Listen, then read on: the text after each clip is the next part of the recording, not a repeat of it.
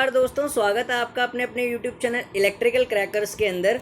तो दोस्तों फिर से पिछले एमसीक्यू का लेक्चर आप ज़रूर जाके देख लें। मेरी एमसीक्यू सीरीज़ चल रही है, प्योरली डेडिकेटेड है आपके लिए जो एनएचपीसी और टीएचडीसी की तैयारी कर रहे हैं, यानी अपने एग्ज़ाम की तैयारी कर रहे हैं, जो अपने जेई का एग्ज़ाम है, ठीक है, जिसमें कोई दूसरी बिरादरी जो है वो बाहर है, ठीक है। तो अब पॉलीफेज इंडक्शन मोटर पे करने जा रहे हैं, ठीक है। तो उसी जोश से करना है आपको ये सारे एमसीक्यूज़, जिस जोश से इलेक्ट्रिकल डोज बंदा वैकेंसी को बताता है, ठीक है। तो जैसे इलेक्ट्रिकल डोज वाला चैनल होता है ना, बताता है स्पीड में, ठीक है ना, कि दोस्तों बहुत ही अच्छा मौका है, सिर्फ डिप्लोमा ही अलाउड है और बीटेक बाहर है। तो दोस्तों ये काफ़ी अच्छी खबर है इसकी। तो उसी तरीके से, ठीक है, जैसे उसका जोश ख़त्म नहीं होता, ठीक है। एनर्जी लेवल देखना कभी उसका, जब एक कोर डिप्लोमा वैकेंसी आती है, ठीक है, तो आप ही की वैकेंसी है, ठीक है। कुछ डिप्लोमा होल्डर्स को बुरा भी लग सकता है, क्योंकि वो चाहते हैं कि नहीं यार, उनको पसंद होता है कि साथ में वो बीटेक के साथ एग्ज़ाम दें, ठीक है। तो उनके लिए ये थोड़ी दुखद खबर हो सकती है कि एनएचपीसी में सिर्फ डिप्लोमा अलाउड है, लेकिन फिर भी जो नॉर्मल डिप्लोमा होल्डर हैं और कुछ डिप्लोमा होल्डर हैं, उन्हीं के थ्रू ये अब चलता रहेगा, ठीक है। तो यार दिक्कत पता है क्या हो रही है, तुमने ना, मैं जो इतने लंबे लंबे भाषण लिख रहा था ना डिप्लोमा के सपोर्ट पे, तुमने उसमें ना उल्टे सीधे कमेंट कर दिए। अब ये मेरा रोस्ट करके ही चलेगा सेशन, अब तुम्हें ऐसे ही झेलना पड़ेगा, ठीक है ना। तो मैं तुम्हें रोस्ट भी करता रहूँगा साथ साथ में और पढ़ाता भी रहूँगा, ठीक है। इसी तरीके से एमसीक्यू जिसको देखने देखो, नहीं देखने तो मत देखो, मेरे को तो वैसे भी कोई फ़र्क नहीं पड़ता, ठीक है। तो ठीक है, तो अब एमसीक्यू सीरीज़ स्टार्ट करते हैं फिर से। पिछला मैंने पावर जनरेशन का भी कराया था, ठीक है ना, पावर जनरेशन का भी कराया था एमसीक्यू, तो उसको भी देखना। और अब ये इंडक्शन मोटर का करा रहा हूँ, और ये एमसीक्यू देख के आपको ऐसे लगेगा हाँ एनएचपीसी लेवल का ही है, ज़्यादा टिपिकल नहीं है और बिल्कुल भी लो लेवल नहीं है, मतलब अच्छा लेवल है, ठीक है।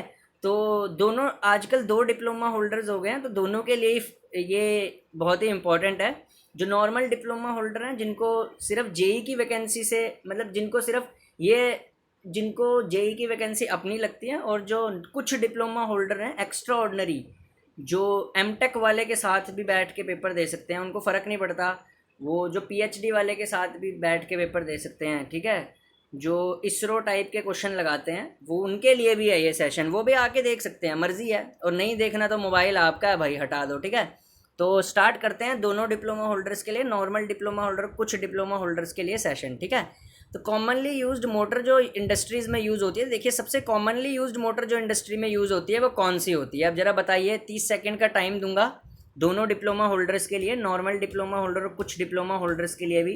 कुछ डिप्लोमा होल्डर्स मैं उनको बोल रहा हूँ जो एक्स्ट्रा ऑर्डिनरी डिप्लोमा होल्डर होते हैं, ठीक है ना, जो कहते हैं नहीं यार, हम तो भैया बीटेक अलाउ हो जाए पूरी, क्या बोलते हैं, सारी ऑल इंडिया की पोस्ट पे, हमें कोई फ़र्क नहीं पड़ता, ठीक है। तो उनके लिए तो अच्छी बात है, ठीक है।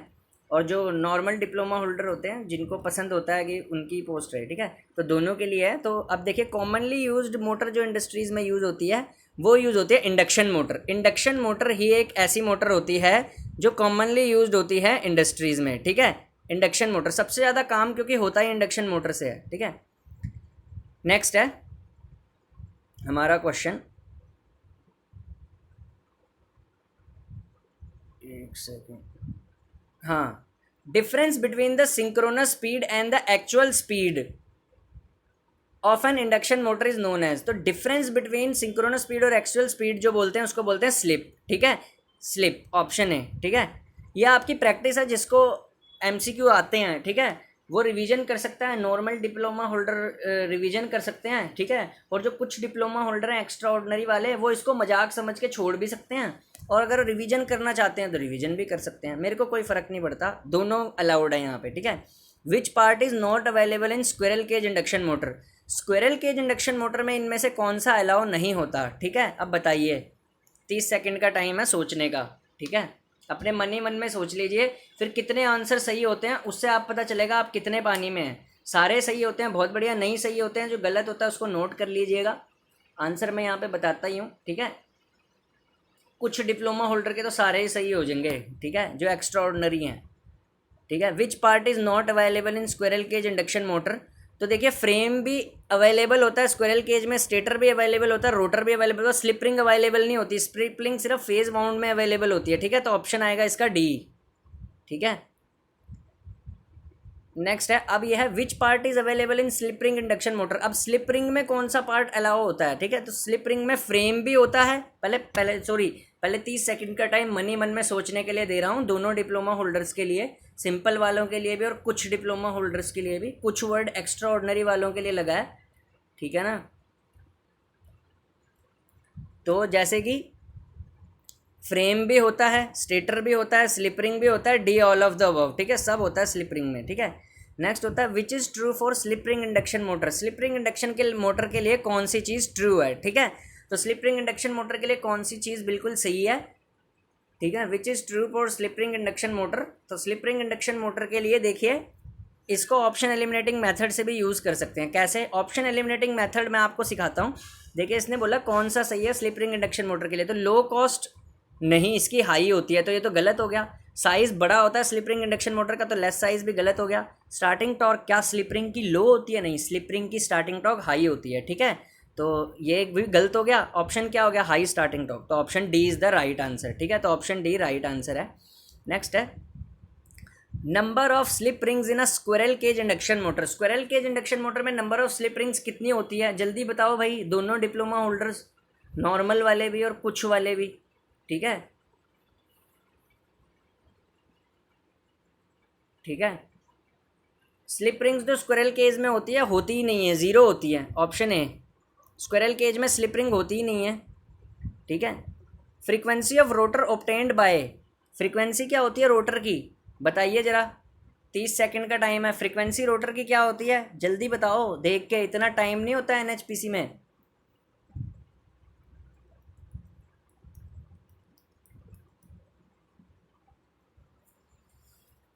जल्दी बताओ भाई,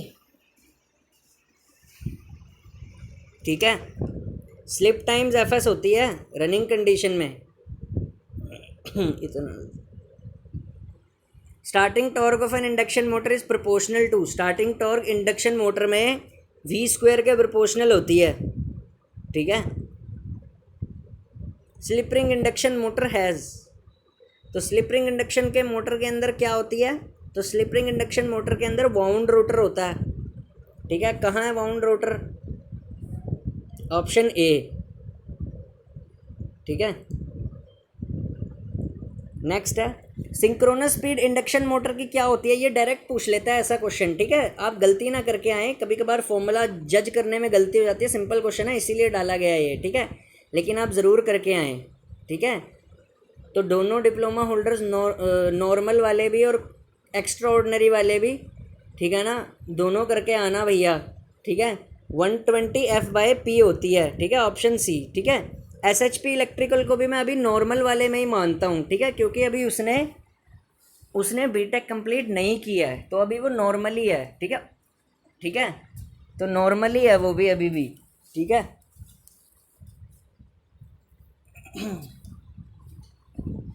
ठीक है, 120F/P होती है, ऑप्शन सी आएगा, ठीक है। नेक्स्ट होती है स्लिप इंडक्शन मोटर की किससे ऑब्टेन होती है? तो स्लिप इंडक्शन मोटर की ऑब्टेन होती है, बताइए ज़रा, स्लिप कैसे होती है इंडक्शन मोटर की, बताओ ज़रा, जल्दी बताओ, जल्दी बताओ भैया, दोनों गलत नहीं होना चाहिए, खासकर एक्स्ट्रा ऑर्डिनरी डिप्लोमा होल्डर्स का तो बिल्कुल भी गलत नहीं होना चाहिए, क्योंकि भाई उन्होंने तो बीटेक वालों के साथ पेपर देना है ना। तो भैया बीटेक वाले भी अगर आ गए यूपीपीसीएल यूपीआरएमएल में, तो तुम तो बेचारे घसीटे मार मार के बाहर आओगे फिर सेंटर से। तो एक्स्ट्रा ऑर्डिनरी डिप्लोमा होल्डर्स को तो टेंशन लेने की कोई ज़रूरत नहीं है, उनका बिल्कुल गलत नहीं होना चाहिए, उनको बीटेक वालों से मुकाबला है एक्स्ट्रा ऑर्डिनरी डिप्लोमा होल्डर्स का, ठीक है। नॉर्मल डिप्लोमा होल्डर को भी ये गलत नहीं करना क्वेश्चन। तो ये होता है NS - N divided by NS, option A, ठीक है। नेक्स्ट, स्लिप इंडक्शन मोटर की क्या होती है भैया? स्लिप इंडक्शन मोटर की कितनी होती है, जल्दी बताओ, ठीक है। 30 सेकंड का टाइम दूंगा, दोनों डिप्लोमा होल्डर्स को, नॉर्मल वालों को भी और एक्स्ट्रा ऑर्डिनरी वालों को भी, ठीक है। एक्स्ट्रा ऑर्डिनरी वाले तो बीटेक के साथ एग्ज़ाम देंगे, ठीक है, नॉर्मल वाले तो खाली डिप्लोमा के साथ देंगे। एक्स्ट्रा ऑर्डिनरी वाले का गलत नहीं होना चाहिए, ठीक है ना, तभी तो तुम एक्स्ट्रा ऑर्डिनरी हो, ठीक है। तो स्लिप इंडक्शन मोटर की 2 से 5% के बीच में लाई करती है, ऑप्शन बी आएगा। ठीक है।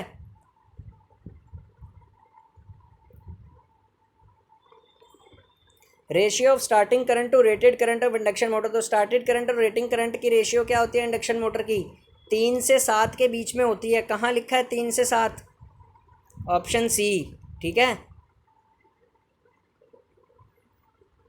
क्वेश्चन ऐसे ही आएंगे, न्यूमेरिकल्स के लिए अलग से क्लास लूँगा मैं। ठीक है। दोनों डिप्लोमा होल्डर्स के लिए अलग से क्लास लूँगा मैं।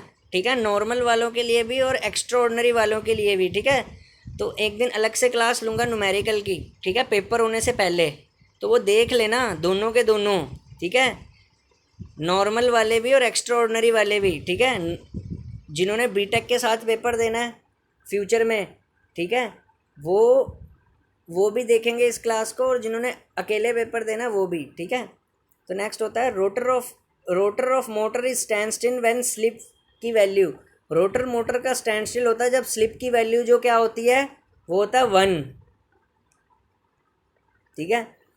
इन terms of slip ratio of the rotor copper loss to the rotor power output is. Rotor copper loss divided by rotor power output क्या होती है, बताओ ज़रा।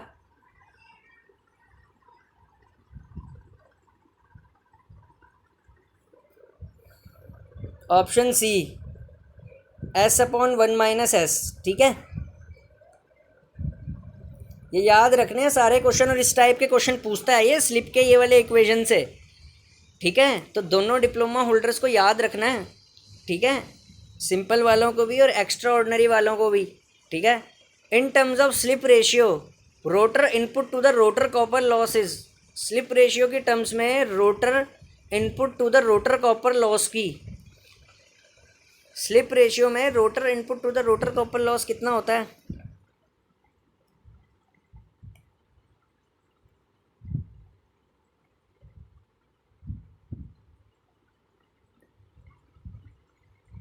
बताओ भैया।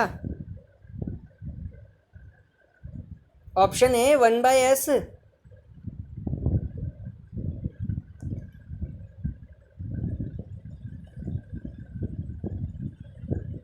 और rotor input divided by rotor copper loss क्या होता है? 1/स्लिप ही तो हो गया ना।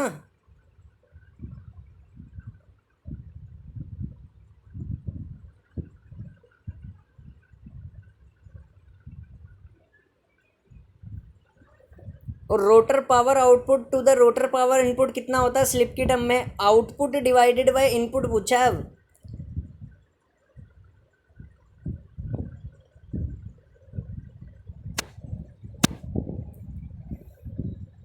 1 - S के बराबर, ऑप्शन ए। ठीक है। ये इंपॉर्टेंट क्वेश्चन है। विच of the method can be used for the speed control of induction motor. तो भैया speed control of induction motor में, अच्छा एक बंदा बोल रहा था भाई तू पढ़ लिया कर। ठीक है। मुझे पढ़ने की ज़रूरत नहीं है, इतना तुमने सदियों में कभी पढ़ा नहीं होगा।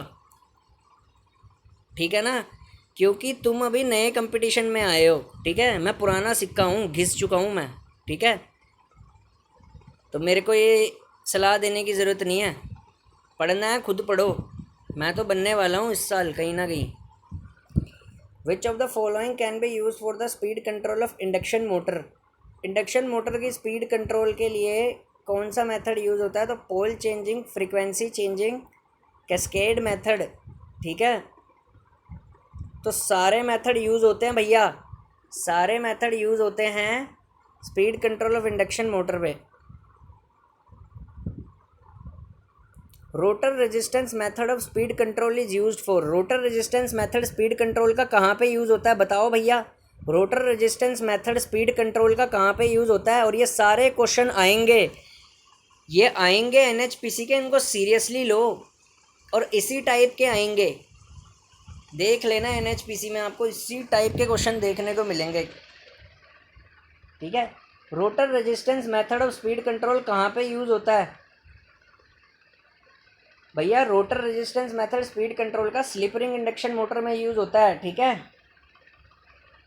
इंडक्शन मोटर का मैक्सिमम पावर फैक्टर कहाँ पे होता है? इंडक्शन मोटर का मैक्सिमम पावर फैक्टर किस पे होता है? तो इंडक्शन मोटर का मैक्सिमम पावर फैक्टर किस पे होता है बताओ भैया? भाई फुल लोड पे। ठीक है, option B. Direction of three phase induction motor can be changed by. Direction three phase induction motor की चेंज होती है, कैसे चेंज होएगी? ऑप्शन एलिमिनेटिंग मेथड यूज़ करो। आता है करना? आता है? नहीं आता तो मैं सिखा देता हूँ, अगर नहीं आता तो जिसको आता है वो कर ले। ठीक है, कैसे करते हैं? डायरेक्शन इंडक्शन मोटर की कैसे चेंज होती है बताओ? लोड को रिड्यूस करने से डायरेक्शन पे कोई इफेक्ट नहीं पड़ता, ऑप्शन ए गलत हो गया पहले ही। ठीक है, फ्रीक्वेंसी को रिड्यूस करने से भी डायरेक्शन पे कोई इफेक्ट नहीं पड़ता, वोल्टेज को रिड्यूस करने से भी डायरेक्शन पे कोई इफेक्ट नहीं पड़ता। बचा क्या? चेंजिंग टू फेजेस, ऐसे भी कर सकते हैं। और इंडक्शन मोटर का जो मेथड होता है डायरेक्शन चेंज करने का, वो किसी दो फेज को चेंज करके ही होता है। ठीक है, लॉस जो अकर करता है इंडक्शन मोटर में, कौन कौन से लॉसेस अकर करते हैं इंडक्शन मोटर में बताओ भाई, बताओ। ठीक है, दोनों डिप्लोमा होल्डर बताओ, सिंपल वाले भी और एक्स्ट्रा ऑर्डिनरी वाले भी। ठीक है, गेट ईएससी वाले डिप्लोमा होल्डर भी बताओ भाई। लॉस जो अकर करता है इंडक्शन मोटर में, रोटर कॉपर लॉस भी अकर करता है, स्टेटर लॉस भी अकर करता है, मैकेनिकल लॉस, सारे लॉस अकर करते हैं। ठीक है, तो ऑल ऑफ द अबव आएगा इनका। ठीक है, तो होपफुली दोनों डिप्लोमा होल्डर ने सही कर लिए होंगे ये question. Which loss is negligible for induction motor? कौन सा लॉस निग्लिजिबल होता है इंडक्शन मोटर में? तो कौन सा लॉस निग्लिजिबल होता है इंडक्शन मोटर में बताइए? तो ऑप्शन आएगा बी, रोटर आयरन लॉस। ठीक है, रोटर आयरन लॉस सबसे निग्लिजिबल होता है। अगर फ्रीक्वेंसी इंडक्शन मोटर की बढ़ती है तो स्पीड पे क्या इफेक्ट पड़ेगा? हाँ जी बताओ। तो स्पीड भाई बढ़ेगी। ठीक है, फ्रीक्वेंसी अगर इंडक्शन मोटर की बढ़ती है तो स्पीड बढ़ेगी। ठीक है, तो ऑप्शन आएगा बी। क्यों? रिलेशन से बताता हूँ। सिंक्रोनस स्पीड होती है 120 F/P।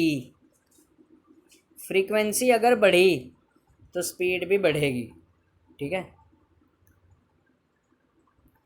नेक्स्ट है starting torque squirrel cage induction motor की क्या होती है? तो starting torque squirrel cage induction motor की मीडियम गलत है, हाई गलत है, ज़ीरो गलत है, लो ऑप्शन ए।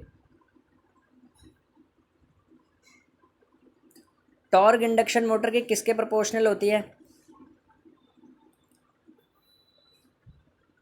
तो टॉर्क इंडक्शन मोटर की प्रोपोर्शनल होती है फ्लक्स के भी और ईएमएफ के भी। तो ऑप्शन आएगा सी, बोथ। ठीक है, थैंक यू आज के लिए।